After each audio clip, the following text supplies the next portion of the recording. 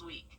And overseas, too, from London to the streets of Slovenia. I got smiles. Their infectious smiles, brightening everyone's day. Thank you! You're welcome. And right here tonight, Kevin, on their dedication to the mission. Anytime you walk away from, say, the Children's Hospital, and they're smiling, there's something powerful about that. Proving why dogs are man's best friend. I'm Mary Bruce for David and all of us here. Good night. Thank you for making World News Tonight with David Moore, America's most watched newscast. Now at 7, South Carolina Governor McMaster sent 200 National Guard soldiers to D.C. It's to help President Trump in his initiative to what he says will make D.C. safer. Plus, a new fire chief is in charge at the Wagner Fire Department. We hear from the new chief on his plans for the department. And Augusta Commissioner set to discuss property taxes at Tuesday's commission meeting. A closer look as your news at 7 starts right now. Live from Television Park, this is WJBF News Channel 6 at 7.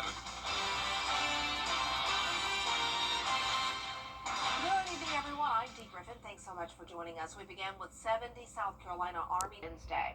Well, it is time now for a first look at our weather with Chief Meteorologist Jennifer Tracci. And we had a dry day, a warm, dry day. Yep. Not even warm, hot, dry day. Yep. But we know that a little bit of a change is coming. Yeah, it was definitely pretty hot today, Dee. It's back to typical summertime weather here in the CSRA. And like Dee mentioned, we were mostly dry. We're tracking just one area of rain now, and that's along the borders of Saluda, Edgefield, and Aiken counties. This is right outside of Rich Spring. We have torrential rain coming down over a very small area, and a few lightning strikes there as well. So a small but mighty storm. Other than that, it's dry, and you can see the cloud cover here in Aiken with those storms nearby. This is our Terry Lambert Hyundai Skyview cam. As for the temperatures, we're now down to the 90-degree mark in Augusta, 94 still in Bamberg. Barnwell, you're at 91, 93 in Wrightsville, and upper 80s in Edgefield and Lincolnton. We have some drier air that's moved into our southern lying counties, but notice towards the north of I-20 some very high dew points, and that's where we're seeing the storms today. Now, the heat index is high up to the upper 90s and even 101 as your current feels like temperature in Bamberg. But as we go into the next several days, we'll start to see those temperatures go down. And tonight, the temperatures will be going down into the upper 70s by 11 p.m. Just a typical mild night for us, as rain chances will also be on the rise tomorrow, up to 40%.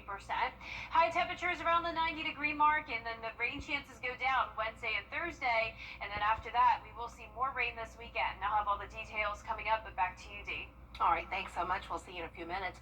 5 Augusta men have been indicted for the deadly May shooting at the MacArthur Park Apartments. The victim, Cameron Mason, was the property manager. Now, according to reports, Mason allegedly confronted Cameron Harris, Tyler Preston, Zamar Dent, Christopher Morton, and Jamonte Douglas for attempting to access the pool after hours. Investigators say none of the suspects actually live at the apartment complex. Mason was shot and killed. According to the Attorney General, the suspects are members of the Extort Anybody street gang. Well, the GBI is investigating a deadly shooting in McDuffie County. It happened last night on Edgar Circle near Gordon and Main Streets in Thompson. Deputies say DeCorby Benning was shot and taken to the hospital where he later died. A second victim, Jamarcia Hampton, was also shot and is currently in the hospital. If you have any information about this case, please call the GBI or Thompson Police Department at one of the numbers on your screen.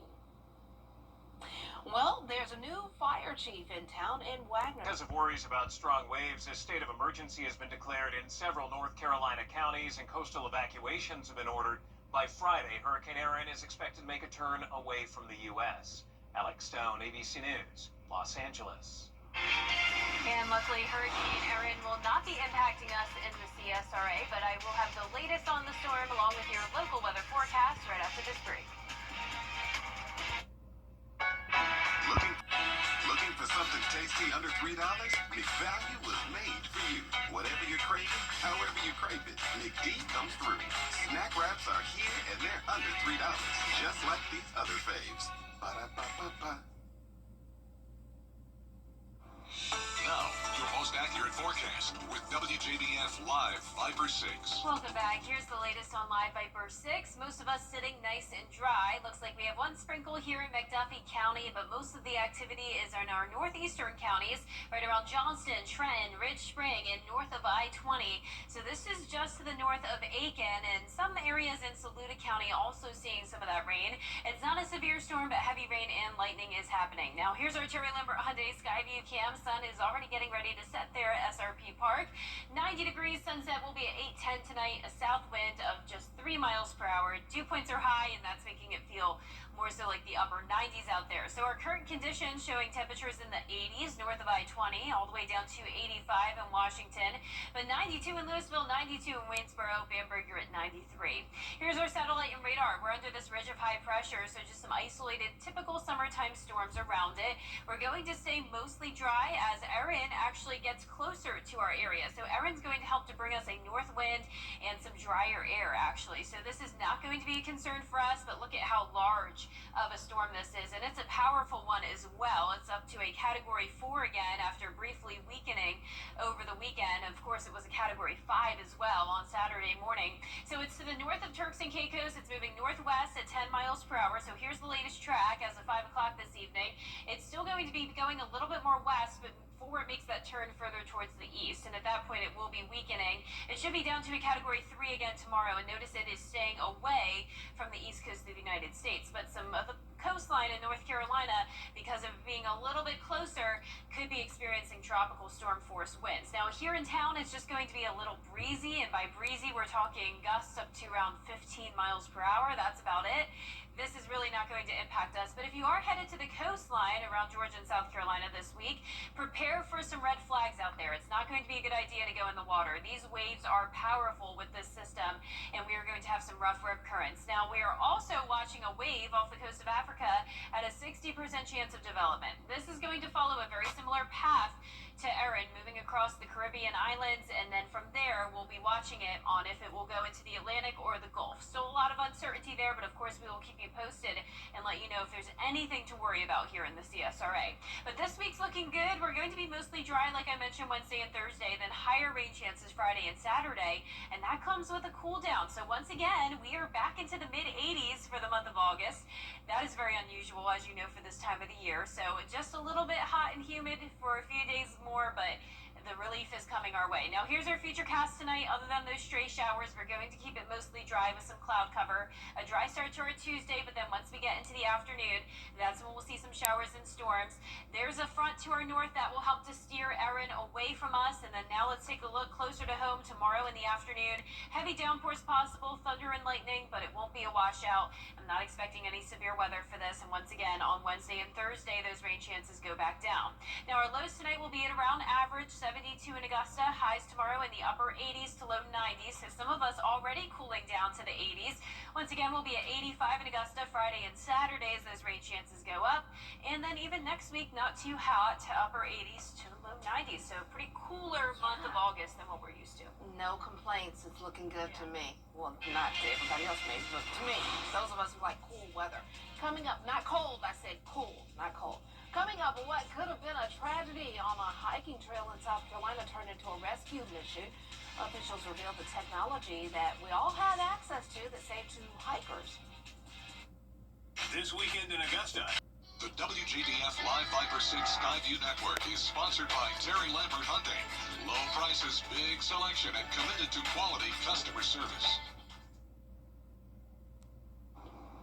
A potentially dangerous situation on a Cherokee County hiking trail had a happy ending thanks to emergency responders and some high-tech help.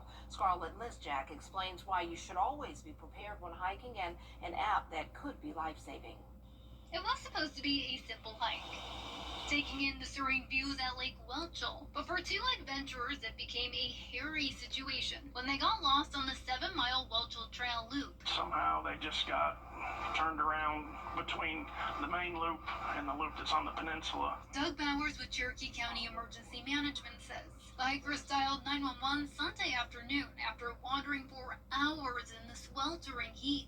About 3:30 in the afternoon, Cherokee County 911 received a call saying that the 2 people were lost lost on the Lake Welchel trail system. First responders jumped into action. Within 40 minutes after the call, the hikers were rescued by boat, thirsty but relieved. They were very happy to see us. We'd already known because they stayed on the phone with 911 that they were out of water. So we brought water with us.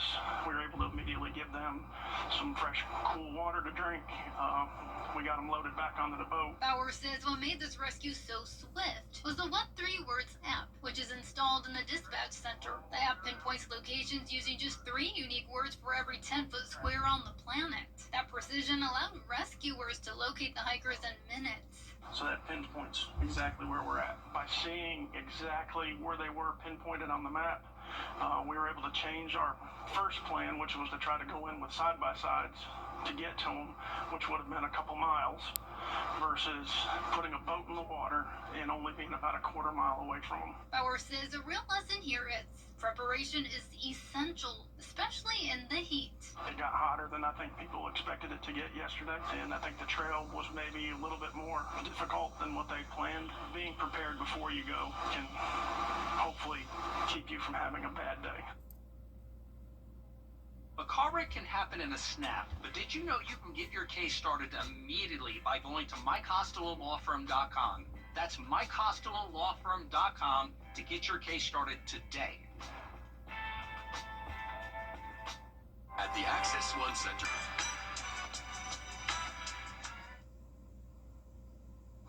Vanilla ice cream topped with olive oil and sea salt might sound like a gourmet stunt, but it's beloved by chefs and foodies for good reason. The olive oil adds a grassy richness that plays off the ice cream's sweetness. Who likes grassy? Anyway, while sea salt actually sharpens all the flavors, they say. Now, they also say each bite feels balanced and luxurious, smooth, salty, and a little surprising. It's a combo that may prove ice cream doesn't need chocolate or caramel to shine. I would just take the vanilla by itself, but I never thought of olive oil on top of vanilla.